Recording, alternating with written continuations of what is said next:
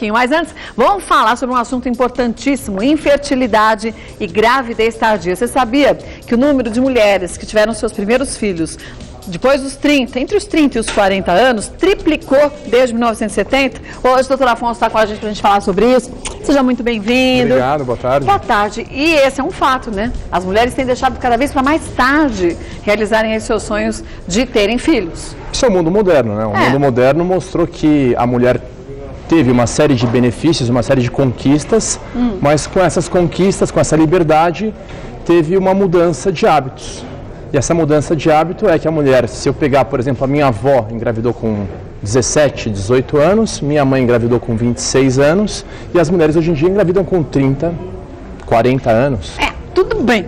Mas, em contrapartida, a gente pode esquecer que os óvulos continuam envelhecendo da mesma forma com a gente que envelheciam com as nossas avós, não é?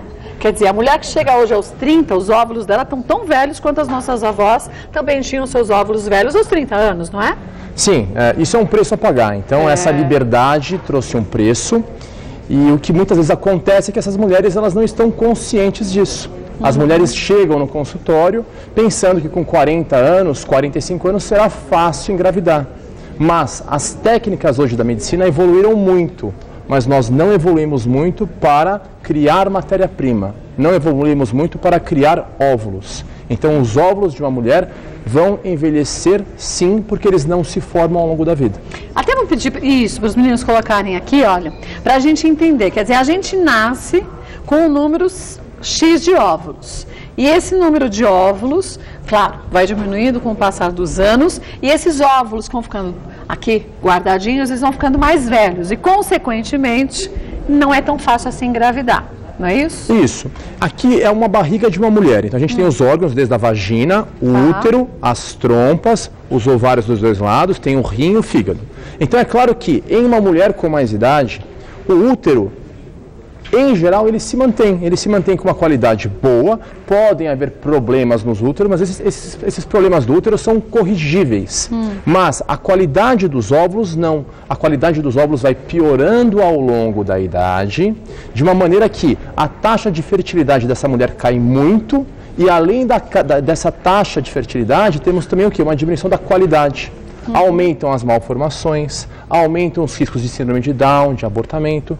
E então é muito importante que as mulheres, a partir dos seus 30 anos, 35 anos, se planejem.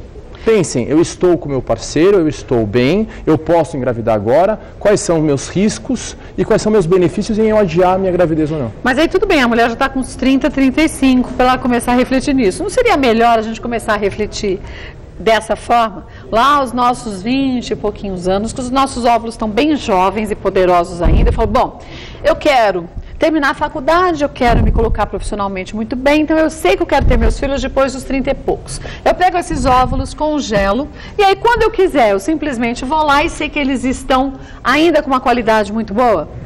Isso é possível, mas é claro que nós devemos sempre colocar os prós e os contras. É claro que de contra? O contra tem, primeiro, o custo. Então, ao você realizar um congelamento de óvulos, você tem um custo desse procedimento. O outro ponto importante é que muitas dessas mulheres não utilizarão esses óvulos, porque elas irão engravidar ao longo dos próximos anos e desta maneira esses óvulos não serão utilizados. Mas eu posso doá-los. Ela pode doar. Se ela aceitar esta doação, é muito mais fácil. Até porque a doação de óvulos é algo que é muito necessário atualmente, quase como uma doação de sangue. Esta mulher não perde nada e cresce muito o número de mulheres que precisam de óvulos doados. Porque cresceu muito o número de mulheres que adiou a sua gravidez e desta maneira não possui mais óvulos de boa qualidade. A gente tem uma outra imagem, deixa eu pedir para os meninos colocarem aqui, ó. A próxima. Isso. Até para as pessoas entenderem, quer dizer, quando a gente fala em termos aí um bebê de proveta, quer dizer, eu posso doar meu óvulo, eu estou jovem, faz de conta, né? E a mulher que está mais velha não tem mais óvulos saudáveis. Eu faço a doação dos meus óvulos para ela, se pega esse óvulo, que foi doado, congelado ou doado de outra forma, ele é inseminado e aí colocado dentro da mulher. Isso. O procedimento de fertilização in vitro, como que ele funciona? Nós retiramos os óvulos através de um ultrassom transvaginal e de uma agulha. Então, quando a mulher tem eles ainda... Sim, bons, a mulher né? ainda precisa ter uma idade que possibilite a retirada desses óvulos e uma qualidade dos óvulos também. Esses óvulos são retirados por uma agulha que entra pela vagina com a pessoa anestesiada, sedada. Esses óvulos são levados para o laboratório e em laboratório esses óvulos são fertilizados com o sêmen ou do parceiro, ou de um amigo, ou de um doador. O embrião, então, é formado e depois desse embrião formado, ele é colocado dentro do útero. Mas aqui pode-se fazer uma pré-seleção desses óvulos?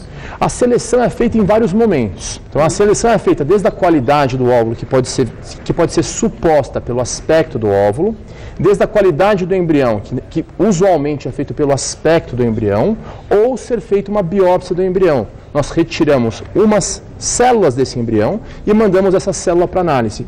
E nessa análise você consegue o quê? Avaliar uma série de doenças, como síndromes genéticas, como síndrome de Down, por exemplo, saber o sexo da criança e uma série de outras características que são examinadas através dessa biópsia. Deixa eu pedir para os meninos colocarem a outra foto para a gente ver, ó. O número de mulheres que têm seu primeiro filho na casa dos 30 ou 40 quadruplicou desde 70, foi o que a gente falou. Quer dizer, com a técnica que a gente estava mostrando, da fertilização in vitro, se consegue realizar os sonhos de muitas mulheres, até com óvulos doados, que com os próprios óvulos elas não teriam condições de terem a realização desses sonhos. Sim, nessa faixa etária costuma ser ok. É claro que quanto mais próximo aos 40 anos, mais difícil, né?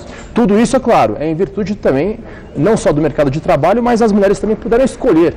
Então as mulheres hoje em dia podem escolher o seu parceiro, escolher o homem que seja o melhor pai dos seus filhos e por isso ela retardou a fertilidade, caiu nessa faixa etária, mas é muito importante sempre a prevenção. Passar no ginecologista, perguntar para ele sobre as opções que podem existir para ela prevenir ou evitar e até ela se programar, falar, olha, eu vou engravidar agora, eu vou congelar meus óvulos, eu vou formar um embrião e já congelar o embrião com o sêmen do meu parceiro, então há várias opções. Vamos ver a próxima. A cada ciclo menstrual, para um óvulo que atinge a ovulação, 1000 são perdidos, é verdade? Sim. Gente, o maior cemitério de óvulos é o próprio ovário. Então uma mulher começa a ovular, a menstruar, com mais ou menos 300, 400 mil óvulos no ovário. E ao longo da vida de uma mulher, ela vai o quê? Ela vai menstruar umas 400 vezes, no máximo 500 vezes. Então esses 300, 400 mil são perdidos ao longo desses ciclos. Há uma competição entre os óvulos durante um ciclo menstrual e apenas um é ovulado, os outros morrem.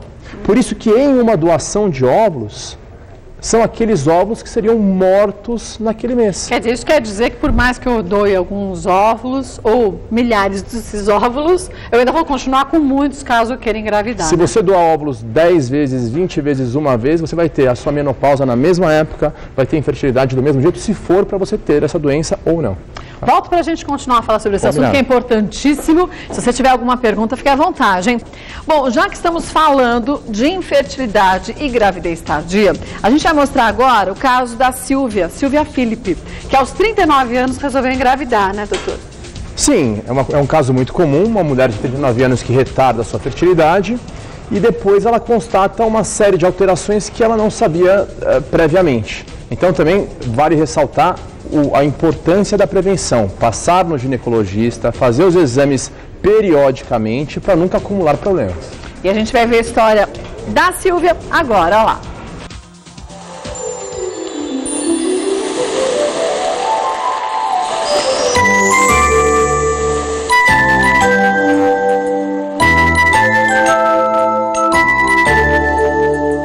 Com 41 anos, a Silvia realizou o maior sonho de sua vida. Virou mamãe. Silvia não foi uma tarefa fácil. Na verdade, ele nasceu graças à reprodução assistida, à fertilização in vitro, mas antes você teve 6 tentativas frustradas. Conta pra gente um pouco da sua história. Eu dei sorte na primeira, deu certo, só que infelizmente o coração do bebê não desenvolveu. Então eu pensei que na segunda ia ser fácil, já que a primeira tinha dado, vamos para a segunda nada. Vamos para a terceira, vamos para a quarta, vamos para a quinta. Na sexta eu já estava jogando a minha toalha, vai ser essa ou não vai ser mais nenhuma. E aí deu positivo, porque nesse intervalo de 1 a 6, nenhuma dava positivo.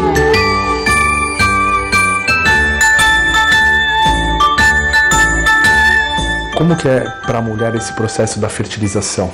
Quando vem o resultado, é uma realização, mas o processo em si é doloroso, é cansativo, seu corpo se transforma, você ganha peso. Quem mais se desgasta com tudo no tratamento é realmente a mulher.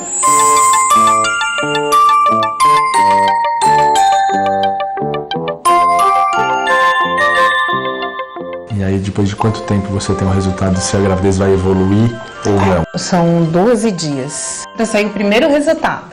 Aí saiu o primeiro resultado. Se deu positivo, você não se alegre. Você tem que fazer mais 2 vezes. Só do terceiro resultado positivo é que você comemora. No meio do caminho você pensou em desistir? Para a última eu já estava assim, pensando em adoção, já fazendo cadastro para adoção. Porque assim, se eu posso ser mãe gerando, eu posso ser mãe também adotando. Então já tinha pego toda a lista de documentos, formulário, tudinho para entrar na fila do Cadastro Nacional de Adoção. Cadê o sorridão? Mostra seu sorridão.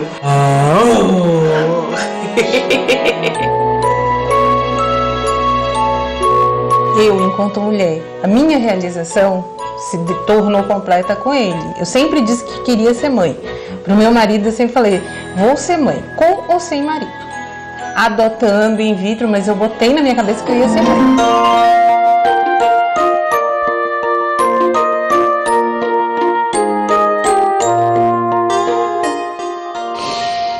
E quando você viu a primeira vez? Nossa, eu queria agarrar, mas não podia, né? Que eu tava presa na mesa. Aí beijei ele, colocaram ele para eu beijar. Então, cada ar que eu respiro, cada preocupação, assim, é para ele.